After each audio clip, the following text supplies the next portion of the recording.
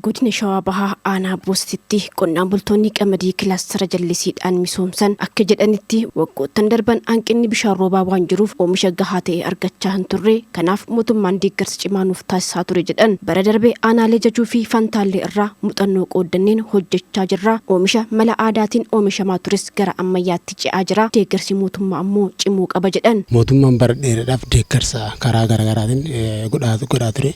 Midhaan nyaataan baay'ee faayidaa ture. Kan ammoo mootummaan leenjii garagaraa kennuudhaan qamadii kanan dura biyya alaatii galchaa turre amma immoo biyya keessatti oomishne karaa bifa haaraan oomisha haaraa kana ta'uu qaba kan jiru mootummaan murteeffate. Uummannis immoo isuma duuka ka'ee oomisha haaraa kana hojjeteera.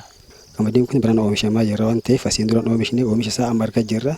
Hanginni bahu immoo agarree beekuu hin dandeenye waan ta'eef callatti olaalu dhaabatu midhaanitti galaalu bahee sanuu gammachiisa.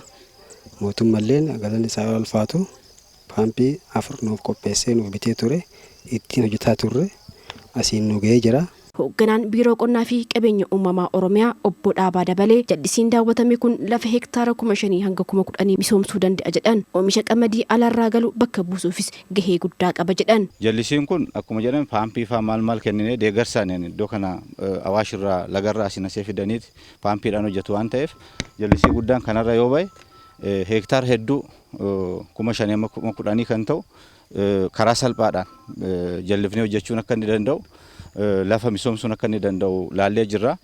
Kanaaf amma dura qorannoo gaggeeffameera. Qorannoo gaggeeffame sun amma rivaayizdi gooneet irratti akka inni sirraa amma kallattii kennineerra gidduu kana amma rivaayizdi ta'a. Isaan booda akkamitti hojjechuu dandeenya kan jedhu karoora itti aanu keessatti immoo maal gochuu dandeenya kan jedhu akka waliigalaatti akka Oromiyaatti kan jiru wajjin walqixa qabnee piraayoritiin akkamitti ilaalamuu danda'a kan jedhu hundumaa laallee akka inni hojjetamuu danda'u adda baasneerra. Kanaaf amma haala amma jalqabneen itti fufnaan yeroo gabaabaa keessatti naannoo keenya akka biyyaattis qamadii alaa galu bakka buusuun hin danda'ama jechuudha. Barana misooma jallisii irratti xiyyeeffannoo hojjetamaa jira jedhan Pireezidaantiin Mootummaa naannoo Oromiyaa Obbo Shimallis Abdiisaa. Mootummaan jallisii bal'isuudhaaf xiyyeeffannoo kennee hojjechaa jira. Bajeta qabnu irra caala jallisiidhaaf oolchaa jira akka mootummaa naannootti akka mootummaa federaalaattis. Bara kana akkuma yaadattan hektaara gurguddaa iddoo tokkotti amma 6,000tti 12,000tti 15,000tti iddoo tokkotti jallisiiwwan jalqabsiisnee jirra. Inni kunis qorannoo keenya keessa jira. Qoratamee jira. Amma bajanni argamee ni hojjetama jechaadha. Naannoon kunis caalmatti lafa kennataa waan ta'eef jallisii babal'aa jira akkuma beektan gidduu lafa aanaa Boosatii fi amma Dakaatama Fantaalletti isa kana xiyyeeffannee irratti hin hojjenna.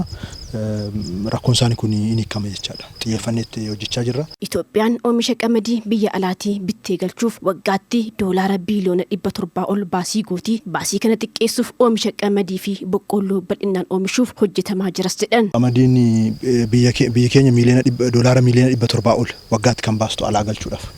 Isa sana yeroo gabaabaa keessatti akkuma Oromiyaatti qofa hojjennee bakka buusnaa kallattii jedhuun bara kana sulula Awwaash irratti bal'inaan jalqabneet kan jirru.